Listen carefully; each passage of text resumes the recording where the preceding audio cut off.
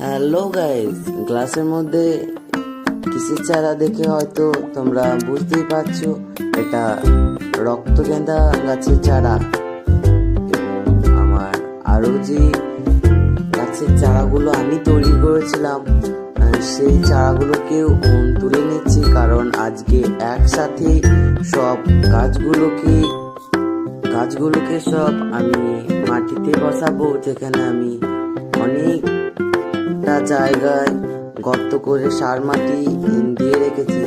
দেখতেই পাচ্ছ সব গর্তে অল্প অল্প করে সার মাটি দিয়ে দিয়েছি এবং একের পর এক গাছগুলোকে বসাবো।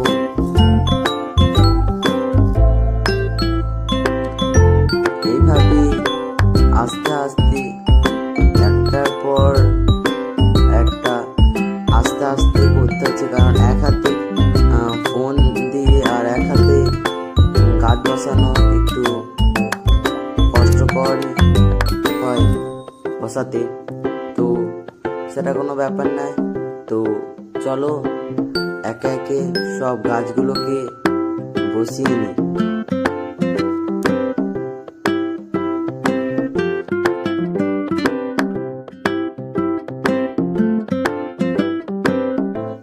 সব গাছ বসানোর পর দেখতে পাচ্ছ সব গর্ততে একটা একটা করে আমি মাছি গেঁদা এবং যে চারাগুলো আমি তৈরি করছিলাম সেই গেঁদা চারাগুলো বসিয়ে দিয়েছি।